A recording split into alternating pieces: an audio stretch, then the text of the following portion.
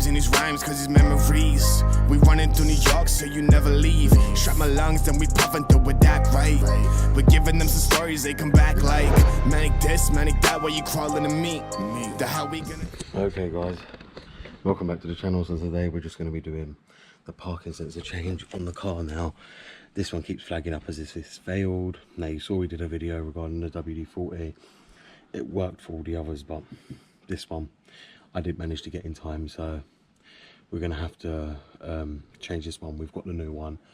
We're just going to be probably taking out the headlight to get to it. You can take off the fender here to get to it also, but I'm just going to take out the headlight, take it forward and get to it that way, which is it's right in the bumper here. You'll see when the headlight comes out, you've got full access to it, so it just makes more sense to take out the headlight and get to it than mess about doing it any other way.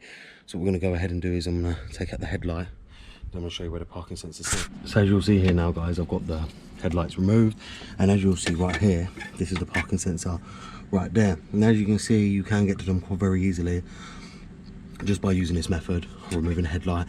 So they're taking out everything just to get to it.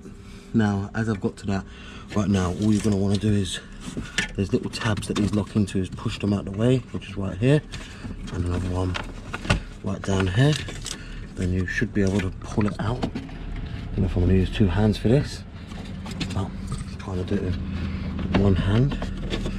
Not quite easy. They do lock into the tab, and be careful you don't bend these, otherwise they won't lock back into place properly either. So be careful with that. So as you can see there, I've got it out, and all you want to do is when the tabs are pressed in, as you'll see, you just want to push the sensor out of the hole here. You just want to push it out the hole here, and as you'll see right there, parking sensor is now out, and all it does to situate it back in, you line it up with this little cross on the top here, and you just position it back in like that and push it in straight. It will line itself up with the hole. You don't want to put it back in yet. So what we're going to do is we're going to change this over. I have got a, well, second hand part from another car, so we're just going to go ahead and clip that one on and put it back. So as you'll see, now I put the new one back on, and now what I'm going to do is just push that back in, and as you can hear it, it clicks back in, and then it will come out right here. So now what we're going to do is, before I plug the headlight back on, I just want to make sure my parking sensor faults have gone, and it was this one. So we're just going to go to the car, and I'm going to start the ignition, because obviously I want to make sure it's gone, because as I said to you before, when you replace these, a lot of the other fault codes like to pop up after for the other ones. So we want to get this cleared up and sort this out now and make sure it was this one at fault, otherwise we might have to move it to this one. They did say front left, but it doesn't say which one.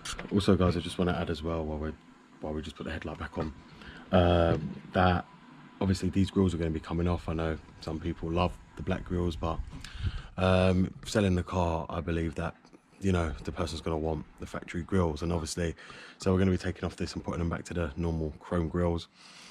I've had to just order, you know, chrome grills again for this car, because I threw my one away when I bought it and replaced them. I just had to pay, basically needed the full price of what I paid for these black ones. Now I did see online also BMW are doing genuine black ones as well, just like this. They also do genuine chrome ones as well, which is a good thing. But we are going to be taking these off. I'll keep them for the new owner anyway, but you know, it just, I want them gone, to be honest, because it just makes the car look untidy. It's good, it gives it back its look from factory, so we'll put them, the chrome ones, back on instead of having the black ones on here. You'll also see I got the same one painted, so it's not like we got a different colour one, as I wouldn't put that on my car. We've got the same exact one painted. It's worked a treat. We've just fitted it and it's working. Happy days. So guys, I hit the nail on the head. This is now gone. The fault is now gone, so it was the correct one. It is fully working, as you'll see there. Now it's telling me I've got turn indicator fault, and that's because of obviously the headlighting in. As you see, the front's beeping up properly, means they're all working, so that's a good thing. We've now sorted that problem.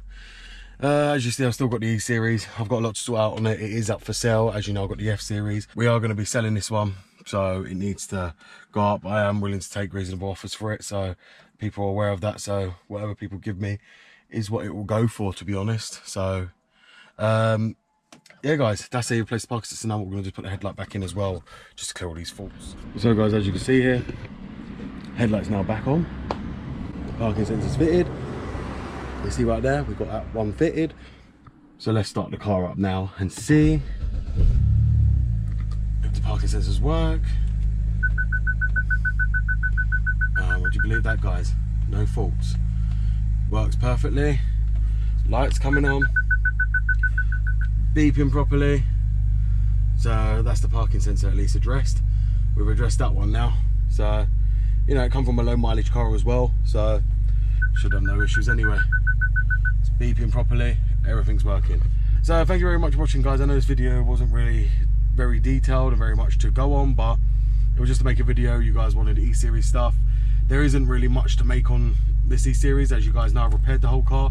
In the UK, very little brakes because we don't use cheap parts, so I can't be fixing stuff out just for the sake of it. This car doesn't need no work doing. They're not like cars in the US where they break all the time. This car has been reliable. I hardly use it now, so there's no need to replace anything on it. Everything has been replaced. Thank you very much for watching, guys. It's BMW Dr. Dean here, and goodbye.